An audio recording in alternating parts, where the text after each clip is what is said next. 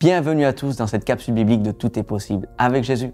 Il faut avouer que le peuple d'Israël, à la sortie d'Égypte, donc 1500 ans avant Jésus-Christ, n'avait aucune connaissance scientifique ou médicale. Ce n'était qu'un peuple sémite nomade perdu dans le désert. Et pourtant, c'est dans les petites choses que Dieu aime se glorifier. On va le voir ensemble que malgré leurs peu de moyens, ils étaient en avance sur l'hygiène médicale de l'époque.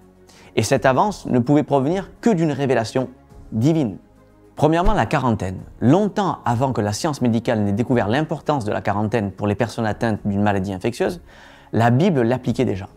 En 1490 avant Jésus, les Saintes Écritures informent aux enfants d'Israël quoi faire si un homme a la lèpre. Il est dit « Aussi longtemps qu'il aura la plaie, il sera impur. Il est impur, il habitera seul. Sa demeure sera hors du camp. » Ce sont les lois de la quarantaine. Les lois de la quarantaine n'ont pas été appliquées par l'homme moderne jusqu'au XVIIe siècle. Pendant les ravages de la peste noire du XIVe siècle, les patients qui étaient malades ou morts ont été gardés dans les mêmes pièces que le reste de la famille. Et les gens se demandaient souvent pourquoi la maladie affectait autant de personnes à la fois. Ils ont attribué ces épidémies à l'air mauvais ou au mauvais esprit. Pourtant, une prudente attention à l'ordonnance médicale de Dieu dans Lévitique aurait sauvé des millions de vies. L'historien médical Arturo Castiglione a écrit sur l'importance de cette loi médicale dans la Bible.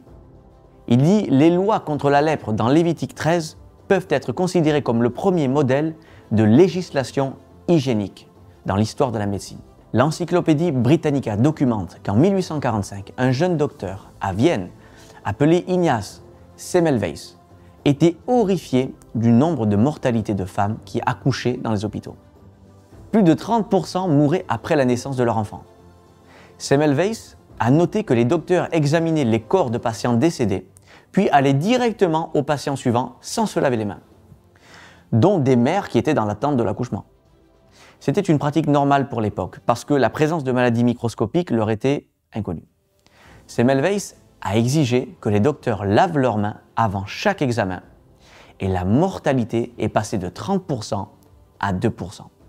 Maintenant, regarde les instructions spécifiques que Dieu a données il y a des milliers d'années à son peuple quand ils étaient atteints par la maladie. Il nous est dit dans Lévitique, « Il lavera ses vêtements, il lavera sa chair avec de l'eau vive et il sera pur. » Et ce n'est que récemment que les médecins lavent leurs mains sous l'eau courante.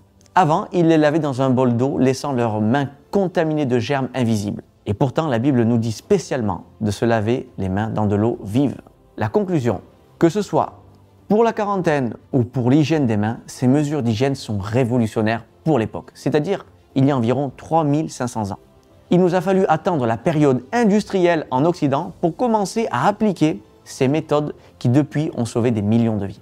Retenons que ce qui est prescrit par Dieu dans la Bible peut parfois nous paraître étrange ou en décalage avec notre temps, mais pourtant tout est fait pour notre bien. Certains conseils de Dieu prolongeront ta vie et d'autres te donneront même la vie éternelle.